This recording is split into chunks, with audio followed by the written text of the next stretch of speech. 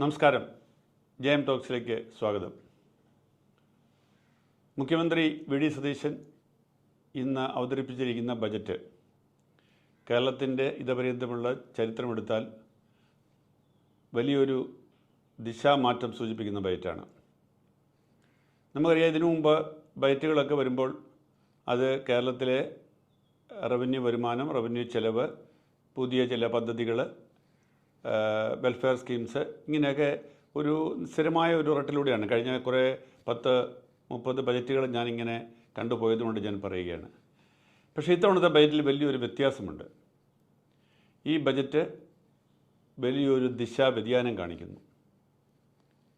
അതിനെക്കുറിച്ച് വിമർശനങ്ങളുണ്ടാവാം, അതിനെക്കുറിച്ച് അപ്രീഷിയേറ്റ് ചെയ്യുന്നതുണ്ടാവാം. പക്ഷേ ഈ മാറ്റം ഒരു വസ്തുതയാണ്. ഇതിലെ പ്രഖ്യാപനങ്ങൾ അക്കമിട്ട് ഓരോ ചാപ്റ്ററായിട്ട് ഈ സർക്കാർ നടപ്പാക്കാനായിട്ട് ഉദ്ദേശിക്കുന്ന പദ്ധതികളെക്കുറിച്ച് പറയുന്നുണ്ട്. ഇതൊരു ജനകീയ ബജറ്റെന്നോ ജനപ്രിയ ബജറ്റെന്നോ ഞാൻ വിശേഷിപ്പിക്കുന്നില്ല. കാരണം ഇതിനകത്തെ ജനകീയമല്ല, ജനപ്രിയമെന്ന് പറയാവുന്ന കാര്യങ്ങളൊക്കെ നേരത്തെ തന്നെ അനൗൺസ് ചെയ്തതാണ്. സൗജന്യ ബസ് യാത്ര, ആരോഗ്യ ഇൻഷുറൻസ്, പിന്നീടുള്ള 1-2 പ്രഖ്യാപനങ്ങൾ, ഈ ഇന്ദിരാഗാന്ധി ഗ്യാരണ്ടി പദ്ധതികളൊന്നും ഇതിനകത്തൊന്നും പറഞ്ഞിട്ടില്ല. അതെനിക്ക് പിന്നാലെ വരുവുള്ളൂ എന്ന് എനിക്ക് തോന്നുന്നു. സാമൂഹ്യക്ഷേമ പെൻഷൻ്റെ വർധനയൊന്നും ഇതിനകത്ത് പറഞ്ഞിട്ടില്ല. അതുകൊണ്ടൊന്നും ജനപ്രിയമെന്ന് അങ്ങ് പറയുന്നില്ല. പക്ഷേ കേരളത്തെ രക്ഷപ്പെടുത്താനുള്ളൊരു ബജറ്റ് എന്നതിനെക്കുറിച്ച് തീർച്ചയായിട്ടും പറയാം. അതിന് വിമർശിക്കുന്നവർക്ക് വിമർശിക്കാം. പക്ഷേ കേരളത്തെ രക്ഷപ്പെടുത്താൻ വേണ്ടി, കേരളത്തെ ഉയർത്തിക്കാൻ വേണ്ടി നൗ ഓർ നെവർ, ഇപ്പോഴല്ലെങ്കിൽ ഒരിക്കലുമില്ല എന്ന ഒരു കാഴ്ചപ്പാടോടുകൂടി കേരളത്തെ രക്ഷപ്പെടുത്താനുള്ള ഒരു ശ്രമം ഈ ബജറ്റിലുണ്ട്. നമുക്കറിയാം, ആകെ ഈ സംസ്ഥാനത്തിൻ്റെ വരുമാനം എന്ന് പറയുന്നത് 1,56,000 അല്ല 60,000 കോടി രൂപയാണ് ഒരു വർഷത്തെ വരുമാനം എന്ന് പറയുന്നത്. ഇതിൻ്റെ 77% 3 കാര്യങ്ങൾക്ക് വേണ്ടി ചിലവാകുക. 1 ശമ്പളം, 2 പെൻഷൻ, 3 പലിശ, അതായത് വിവിധ ആവശ്യങ്ങൾക്ക് വേണ്ടി നേരത്തെ കടമെടുത്തതിൻ്റെ പലിശ മാത്രം കൊടുക്കാൻ വേണ്ടി. ബാക്കി എത്രയാണ്? 23%. അതായത് 100 രൂപയുണ്ടെങ്കിൽ 77 രൂപ കഴിച്ചിട്ട് 23% മാത്രമാണ് വെൽഫെയർ മെഷേഴ്സിനും വികസനത്തിനും. ഒരു സംസ്ഥാനത്തിൻ്റെ വളർച്ചയെന്ന് പറഞ്ഞാൽ അതിൻ്റെ വികസനമാണല്ലോ. അടിസ്ഥാന സൗകര്യ വികസനം, മറ്റു തരത്തിലുള്ള വികസനങ്ങളും എല്ലാം അതിനകത്ത് വരുന്നതാണ്. അപ്പം വികസനത്തിന് വേണ്ടി ഒരു നടപ്പാക്കാനുള്ള പണം ചെലവഴിക്കാൻ വേണ്ടിയുള്ള ആകെ തുക ഇതാണ്. അപ്പോൾ പിന്നെന്താ സർക്കാർ ചെയ്തുകൊണ്ടിരുന്നത്? കടമെടുക്കുക. നേരത്തെയുള്ള സർക്കാരുകളും കടമെടുത്തിരുന്നു. എന്നാൽ കഴിഞ്ഞ പിണറായി സർക്കാർ കടമെടുപ്പിൻ്റെ വ്യത്യസ്തത വരുത്തി. കടമെടുക്കാൻ വേണ്ടി മാത്രം കിഫ്ബി എന്ന് പറഞ്ഞ ഒരു സ്ഥാപനം ഉണ്ടാക്കി. സർക്കാർ വിചാരിച്ചത് കിഫ്ബി ഉണ്ടാക്കി കടമെടുത്താൽ അത് സംസ്ഥാന ബജറ്റിൻ്റെ കണക്കിൽപ്പെടാതെ എടുക്കുന്നതുകൊണ്ട് ബജറ്റിൽ നിന്ന് കേന്ദ്രത്തിൽ നിന്ന് കിട്ടാനുള്ള വിഹിതമൊക്കെ കൃത്യമായിട്ട് കിട്ടിക്കൊണ്ടിരിക്കുമെന്ന് വരുന്നു. പക്ഷേ കേന്ദ്രം പിടികൂടി, AG പിടികൂടി, ഈ ബജറ്റിൽ ഉൾപ്പെടുത്തിക്കൊണ്ട് മാത്രമേ ഈ കടങ്ങളെയൊക്കെ കണക്കാക്കാൻ കഴിയൂ എന്ന് വന്നതോടുകൂടി കടം വലിയ ബാധ്യതയായി. അതിൻ്റെ പാരമ്യത്തിലെത്തിയപ്പോൾ ഇനി കടമെടുക്കാൻ വയ്യാത്ത അവസ്ഥയായി. ചുരുക്കി പറഞ്ഞാൽ ഇപ്പോഴത്തെ ഈ വി ഡി സതീശൻ സർക്കാരിൻ്റെ മുന്നിൽ പരന്നു കിടക്കുന്ന കടമല്ലാതെ ഒന്നുമില്ല. 5,07,000 കോടി രൂപയുടെ മൊത്തം കടം. ഈ വർഷം മാത്രം 87,000 കോടി രൂപയുടെ കടബാധ്യത. അതിൽ തന്നെ പദ്ധതി, ഇത് പുതുക്കൽ ബജറ്റാണ് നമുക്കറിയാം. കഴിഞ്ഞ ബജറ്റിൽ പ്രഖ്യാപിച്ച 20,000 കോടി രൂപയുടെ കേന്ദ്ര സഹായം എന്ന് പറയുന്ന തുക കിട്ടിയിട്ടുമില്ല. അപ്പോൾ അതിൻ്റെയും ഡെഫിസിറ്റ് വന്നിരിക്കുന്നു. ചുരുക്കി പറഞ്ഞാൽ കടത്തിൻ്റെ ഒരു നടുക്കടലിൽ നിന്നുകൊണ്ട് തയ്യാറാക്കിയ ഒരു ബജറ്റാണിത്. ഈ ബജറ്റിൽ കൂടി ഒരു കാര്യമാണ് ധനമന്ത്രിയായ മുഖ്യമന്ത്രി വി ഡി സതീശൻ പറയാൻ ശ്രമിക്കുന്നത്. ഈ കടമൊക്കെ നിലനിൽക്കുമ്പോൾ നിങ്ങൾക്ക് തൽക്കാലമായിട്ട് കൂടുതൽ ആനുകൂല്യങ്ങളൊന്നും തരാൻ നിവൃത്തിയില്ല. പക്ഷേ ഈ സംസ്ഥാനത്തെ ഈ കടത്തിൽ നിന്നും പൊക്കിയെടുക്കാനുള്ള ഒരു മാർഗം എൻ്റെ മുന്നിലുണ്ട്. അതെന്താണ് ആ മാർഗം? നമ്മുടെ സംസ്ഥാനത്തിൻ്റെ വിഭവ ശേഖരണം, നമ്മുടെ സംസ്ഥാനത്തിൻ്റെ വിഭവ സമ്പത്ത് നമ്മൾ ഉപയോഗിക്കുക. എന്താണ് നമ്മുടെ സംസ്ഥാനത്തിൻ്റെ വിഭവ സമ്പത്ത്? ഒന്ന്, നമ്മുടെ സമുദ്രതീരം. നമുക്കിപ്പോൾ വിഴിഞ്ഞം പദ്ധതി വന്നു, വേറെയും ഇവിടെ പല തുറമുഖങ്ങളുണ്ട്. ഇവയെല്ലാം ചേർത്തുകൊണ്ട് ഇതിനെ ഒരു തുറമുഖ നഗരമാക്കി മാറ്റുക. തുറമുഖ നഗരമാക്കി മാറ്റുമ്പോൾ എന്താ സംഭവിക്കുക? തുറമുഖ നഗരത്തിന് അനുയോജ്യമായ രീതിയിലുള്ള നിക്ഷേപങ്ങളിലൂടെ വരും. നിക്ഷേപങ്ങൾ വരുമ്പോൾ എന്തുണ്ടാവും? തൊഴിലവസരങ്ങളുണ്ടാവും. അപ്പോൾ ആ തൊഴിലവസരങ്ങൾ നൽകിയാൽ എന്ത് സംഭവിക്കും? കേരളത്തിലെ പുതിയ തലമുറ യുവാക്കൾ, യുവതികൾ ഇവിടെ തന്നെ നിൽക്കും.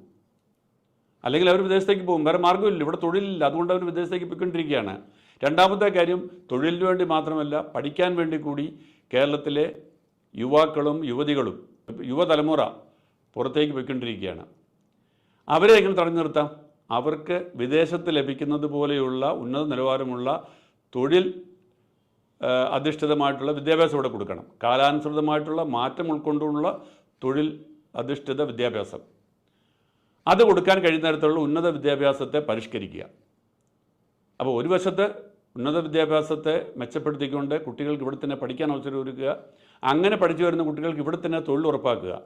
ഒരു കാര്യം വളരെ വ്യക്തമാണ്, സംസ്ഥാന സർക്കാരിന് ഇവിടെ ഒരു പുതിയ സ്ഥാപനം തുടങ്ങിയോ, ഒരു ഫാക്ടറി തുടങ്ങിയോ, ഒരു പൊതുമേഖലാ സ്ഥാപനം തുടങ്ങിയോ ഒരു തൊഴിൽ പോലും കൊടുക്കാൻ പറ്റില്ല. സർക്കാർ സ്ഥാപനങ്ങളിൽ ജോലി കൊടുക്കാം, അതിപ്പോൾ തന്നെ ഉണ്ട്. റിട്ടയർ ചെയ്യുമ്പോൾ അതിന് മുറയ്ക്ക് കൊടുക്കുന്നുണ്ട്. അത് ഒരു മൊത്തം ഇവിടെ പാസ്സായി വരുന്ന അഭ്യസ്തവിദ്യരായ യുവാക്കളിൽ ഒരു ചെറിയ വിഭാഗത്തിന് മാത്രമേ ആ ജോലി കിട്ടുന്നുള്ളൂ. അതുകൊണ്ടാണ് പലരും പുറത്തേക്ക് പോകുന്നത്. ഇതിൻ്റെ അവസാനം വേണമെന്ന് ഈ സർക്കാർ ആഗ്രഹിക്കുന്നു. അതുകൊണ്ട് ഒന്ന് തുറമുഖ നഗരം, അപ്പം വിഷൻ സമുദ്ര എന്നാണ് തോന്നുന്നു പേരിട്ടിരിക്കുന്നത്.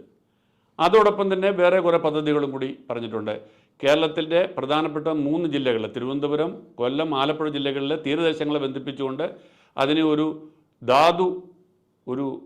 കോറിഡോർ ആക്കിക്കൊണ്ട് ഇവിടെ വളരെ അപൂർവമായ, വളരെ മൂല്യമേറിയ ധാതുക്കളെ ഖനനം ചെയ്യുക. ഇപ്പോൾ കരിമണൽ പോലെയുള്ള സംഗതികൾ നമുക്കറിയാം എന്താ സംഭവിക്കുന്നത്, ഓരോരുത്തർ കടത്തിക്കൊണ്ട് പോവുകയാണ്. അതിൻ്റെ ശരിക്കുള്ള പണം സർക്കാരിന് കിട്ടുന്നില്ല. അപ്പോൾ വ്യക്തമായ കാഴ്ചപ്പാടോടെ, വ്യക്തമായ നിബന്ധനകളോടെ, സ്വകാര്യ പങ്കാളിത്തത്തോടെ ഈ ധാതു ശേഖരണം വഴി സർക്കാരിൻ്റെ ഖജനാവിലേക്ക് പണം കൊണ്ടുവരിക. ഒരു വശത്ത് പദ്ധതികൾ വരുമ്പോൾ പദ്ധതികളിലൂടെ നികുതി വഴി സർക്കാർ ഖജനാവിലേക്ക് പണം വരും.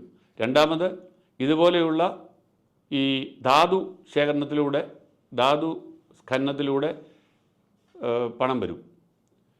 ഇതിന് പുറമെ ടൂറിസം ഉൾപ്പെടെയുള്ള പല മേഖലകളിൽ വിവിധ പദ്ധതികൾ ആവിഷ്കരിച്ചുകൊണ്ട് പണം കൊണ്ടുവരാനുള്ള ശ്രമം.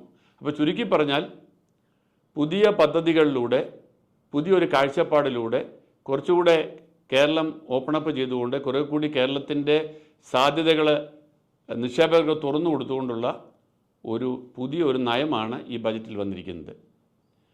അപ്പോൾ ഇതിൻ്റെ റിസൾട്ട് നമുക്ക് കണ്ട് വിലയിരുത്താനേ പറ്റുള്ളൂ.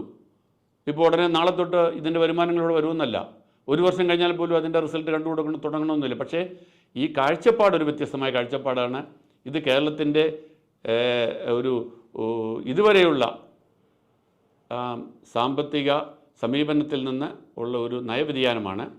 ആ വ്യതിയാനത്തിനുള്ള മാൻഡേറ്റ് ആണ് ഈ സർക്കാരിന് ഇപ്പോൾ കിട്ടിയിരിക്കുന്നത്. ആ ഒരു മാൻഡേറ്റ് ഉണ്ട് എന്നുള്ളതിൻ്റെ ബോധ്യവും ഇങ്ങനൊരു മാറ്റം വരുത്താനുള്ള ഇച്ഛാശക്തിയും രണ്ടും വേണം. ഇത് രണ്ടുമുള്ള ഒരു സർക്കാരായതുകൊണ്ടാണ് ഇങ്ങനെ ഒരു തുടക്കം കുറിക്കാൻ ശ്രമിക്കുന്നത്. ഇതിന് എന്തെങ്കിലും അപാകതകളുണ്ടെങ്കിൽ, ഇപ്പോൾ തീരദേശത്ത് തുറമുഖ നഗരമാകുമ്പോൾ ഉണ്ടാക്കുന്ന പരിസ്ഥിതി പ്രശ്നം, അത് ഇവിടുത്തെ പരമ്പരാഗത തൊഴിലാളികളെ, ഇവിടുത്തെ മത്സ്യ തൊഴിലാളികളെ എങ്ങനെയൊക്കെ ബാധിക്കുന്നു എന്നുള്ളത്, ഇത്തരം കാര്യങ്ങളെക്കുറിച്ചൊക്കെ വിശദമായ ചർച്ചകൾ വേണം. ഇതിൻ്റെ ഒരു വ്യക്തമായ രൂപരേഖ ഇതുവരെ ആയിട്ടില്ല. ഒരു കാഴ്ചപ്പാട് മാത്രമാണ് ഇപ്പോൾ വന്നിരിക്കുന്നത്. അപ്പോൾ അത്തരം കാര്യങ്ങളെ ചർച്ച ചെയ്തുകൊണ്ട് അതിന് തിരുത്തുകൾ വരുത്തിക്കൊണ്ട് അതിനെ നടപ്പാക്കാനുള്ള ഒരു ഇച്ഛാശക്തി സർക്കാരിനുണ്ട്. പക്ഷേ ഇതിനെതിരായിട്ടുള്ള ഒരു സമരവും ഒരു എതിർപ്പും ഉണ്ടാകാനുള്ള സാധ്യതയുമുണ്ട്. പക്ഷേ സമരമുണ്ടായാൽ സമരത്തെ നേരിടാൻ കഴിയണമെങ്കിൽ ജനങ്ങളുടെ ഇച്ഛാശക്തി പിന്നിക്കണം. ഈ സർക്കാരിന് പിന്നെ ജനങ്ങളുടെ ഇച്ഛാശക്തി ഉണ്ടെങ്കിൽ എന്ത് സമരം വന്നാലും ആ സമരത്തെ മറികടന്നുകൊണ്ട് ഈ കേരളത്തിൻ്റെ സാമ്പത്തിക നില മെച്ചപ്പെടുത്താനും, കേരളത്തിലെ പുതിയ തലമുറയ്ക്ക് ഇവിടെ തന്നെ തൊഴിൽ ചെയ്ത് ജീവിക്കാനുള്ള അന്തരീക്ഷം ഉണ്ടാക്കാനും, കേരളീയർ കേരളത്തിൽ തന്നെ ജീവിച്ചുകൊണ്ട് കേരളത്തെ കേരളമായി നിലനിർത്താൻ കഴിയുന്ന തരത്തിലുള്ള ഒരു നാളെക്കുറിച്ച് സ്വപ്നം കാണുന്ന ഒരു ബജറ്റാണ് ഈ ബജറ്റ് എന്ന് ഒറ്റ വാക്കിൽ പറയാൻ കഴിയും.